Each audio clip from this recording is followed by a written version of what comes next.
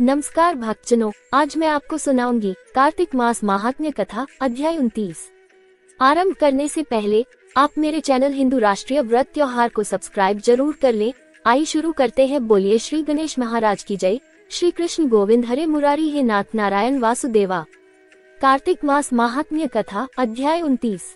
प्रभु कृपा से लिख रहा सुंदर शब्द सजाया। कार्तिक मास महात्म्य का 29वां अध्याय। राजा पृथु ने कहा कि मुनिश्रेष्ठ, आपने कलह द्वारा मुक्ति पाए जाने का वृतांत मुझसे कहा, जिसे मैंने ध्यानपूर्वक सुना।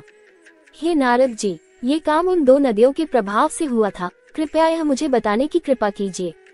नारद जी बोले, हे राजन, कृष्ण नदी साक्षात भगवान श्री कृष्ण महाराज का शरीर और वेणी नामक नदी भगवान शंकर का शरीर है। इन दोनों नदियों के संगम का महात्म्य श्री ब्रह्मा जी भी वर्णन करने में समर्थ नहीं है, फिर भी चूंकि आपने पूछा है इसलिए आपको इनकी उत्पत्ति का वृतांत सुनाता हूँ, ध्यानपूर्वक सुनो। चाक्षुषु मनवंतर के आरंभ में ब्रह्मा जी ने सह्य पर्वत के शिखर पर यज्ञ करने का निश्चय किया।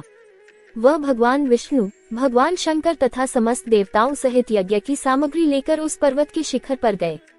महर्षि भृगु आदि ऋषियों ने ब्रह्म मुहूर्त में उन्हें दीक्षा देने का विचार किया। तत्पश्चात भगवान विष्णु ने ब्रह्मा जी की भार्या त्वरा को बुलवाया। वह बड़ी धीमी गति से आ रही थी।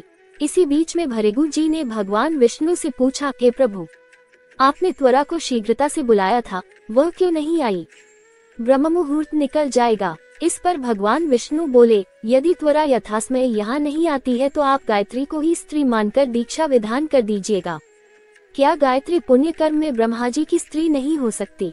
नारद जी ने कहा, हे राजन, भगवान विष्णु की इस बात का समर्थन भगवान शंकर जी ने भी किया। ये बात सुनकर भृगु जी ने गायत्री को ही ब्रह्मा जी के दाईं ओर बिठाकर दीक्षा विधान आरंभ कर दिया। जिस समय ऋषिमंडल गायत्री को दीक्षा देने लगा, उसी समय त्वरा भी यज्ञमंडल में आ पहुंची। ब्रह्मा जी के दाईं ओर गायत्री को बैठा देखकर ईर्ष्या से कुपित होकर त्वरा बोली, जहाँ अपूज्यों की पूजा और पूज्यों की प्रतिष्ठा होती है, वहाँ पर दुर्भिक्ष, मृत्यु तथा भय तीनों अवश्य हुआ करते हैं। ये गायत्री ब्रह्मा जी की दाईं ओर मेरे स्थान पर विराजमान हुई है, इसलिए यह दृश्य बहने वाली नदी होगी। आप सभी देवताओं ने बिना विचारे इसे मेरे स्थान पर बिठाया है, इसलिए आप सभी जल रूप नदियां होंगे। नारद जी राजा पृथु से बोले, हे राजन, इस प्रकार त्वरा के शाप को सुनकर गायत्री क्रोध से आग बबूला होकर अपने होंठ चबाने लगी। देवताओं के मना करने पर भी उसने उठकर त्वरा को शाप दे दिया। गायत्री बोली, त्वरा, जिस प्रकार ब्रह्मा जी तुम्हारे पति है, उसी प्रकार मेरे भी पति हैं। तुमने व्यर्थ ही शाप दे दिया है, इसलिए तुम भी नदी हो जाओ। तब देवताओं में खलबली मच गई। सभी देवता त्वरा को साष्टांग प्रणाम करके बोले, हे देवी, तुमने ब्रह्मा आदि समस्त देवताओं को जो शाप दिया है वह उचित नहीं है, क्योंकि यदि हम सब जल रूप नदियां हो जाएंगे तो फिर निश्चय ही ये तीनों लोग नहीं बच पाएंगे। चूंकि यह शाप तुमने बिना विचार किए दिया है, इसलिए ये शाप तुम वापस ले लो। त्वरा बोली, हे देवगण, आपके द्वारा यज्ञ के आरंभ में गणेश पूजन न किए जाने के कारण ही यह विघ्न उत्पन्न हुआ है। मेरा ये शाप कदापि खाली नहीं जा सकता, इसलिए आप सभी अपने अंगों से जलीभूत होकर अवश्यमेव नदियां बनोगे।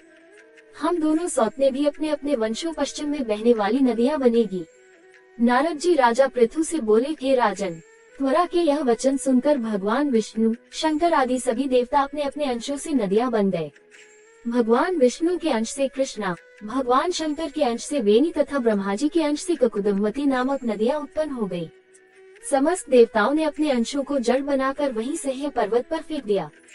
फिर उन लोगों के अंश पृथक पृथक नदियों के रूप में बहने लगे। देवताओं के अंशों से सहस्त्रों की संख्या में पश्चिम की ओर बहने वाली नदियां उत्पन्न हो गई। गायत्री और त्वरा दोनों पश्चिम की ओर बहने वाली नदियां होकर एक साथ बहने लगी। उन दोनों का नाम सावित्री पड़ा। ब्रह्मा जी ने यज्ञ स्थान पर भगवान विष्णु तथा भगवान शंकर की स्थापना की। दोनों देवता महाबल तथा अतिबल के नाम से प्रसिद्ध हुए। हे राजन, कृष्णा और वेणी नदी की उत्पत्ति का ये वर्णन जो भी मनुष्य सुनेगा या सुनाएगा, उसे नदियों के दर्शन और स्नान का फल प्राप्त होगा। अगर आपको ये कथाएं पसंद हैं, तो कृपया शेयर, लाइक या कमेंट जरूर करें। चैनल को सब्सक्राइब अवश्य कर लें। मिलते हैं अगली कथा के साथ, तब तक के लिए धन्यवाद।